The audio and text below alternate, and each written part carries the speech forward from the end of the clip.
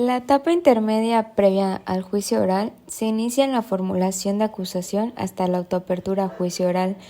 Tenemos un plazo de 15 días para elaborar el escrito de la formulación de la acusación. La etapa intermedia se divide en dos fases, oral y escrita. En la fase escrita solamente se va a fijar la fecha y hora para la audiencia. De ahí pasamos a la fase oral, que en este es el debate de los medios de prueba por parte del Ministerio Público. La finalidad de la etapa intermedia es el ofrecimiento, admisión y depuración de los medios de prueba.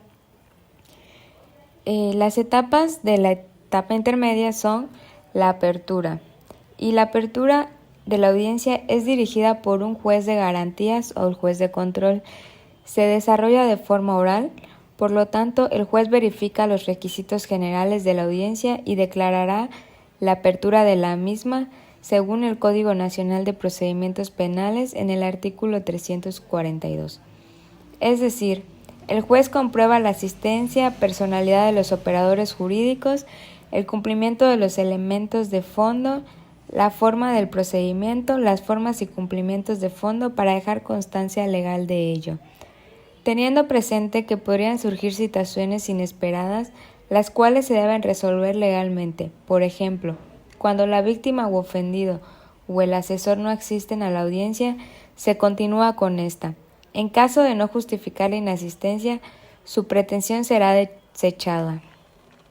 Si deciden seguir con el proceso ordinario, el Ministerio Público comienza a exponer su acusación. Las manifestaciones en audiencia. El Ministerio Público presenta su acusación, es decir, su teoría del caso. La víctima u ofendido tiene la oportunidad de manifestarse.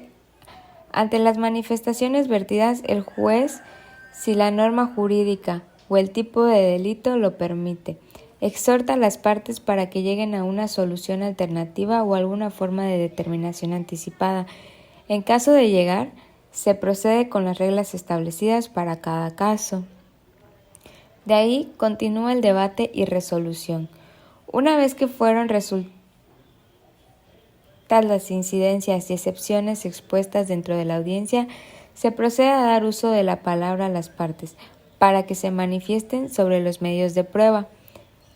La ley establece que los medios de prueba deben excluirse cuando sean impertinentes o aquellos que fueron nulos u obtenidos, violando los derechos humanos. Entonces se convierte en prueba ilícita. En caso de ser admitida, se pasa a acuerdos probatorios siguiendo las reglas previstas para cada uno. Por el contrario, si son desechadas, procede el recurso de apelación. La certeza judicial de descubrimiento probatorio. El juez de control valida el cumplimiento del descubrimiento probatorio, puesto que es una obligación procesal y jurídica de las partes, las cuales se encuentran en su fundamento en el artículo 337 del Código Nacional de Procedimientos Penales. En caso de existir controversia, se abre un debate y el juez resuelve. De ahí procedemos a la declaración de apertura a juicio oral. El juez de control dará fin a la audiencia intermedia una vez pronunciados los acuerdos probatorios y las exclusiones de medios de prueba. El auto de apertura a juicio oral es aquel en donde el juez admite la acusación hecha por el Ministerio Público y declara cuál va a ser el hecho por el cual se va a juzgar el acusado en la etapa de juicio oral. Este debe cumplir con los requisitos legales, señalando el tribunal competente la acusación, materia de juicio, los hechos acreditados, los medios de prueba admitidos, individualización y citación de partes a audiencia de juicio oral e incluso manifestar sobre las medidas cautelares en caso de que hayan sido impuestas.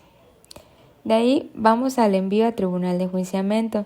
El juez de control hará llegar el auto de apertura a juicio oral al tribunal de enjuiciamiento competente dentro de los 5 días siguientes de haberse dictado para poner a su disposición los registros y al acusado.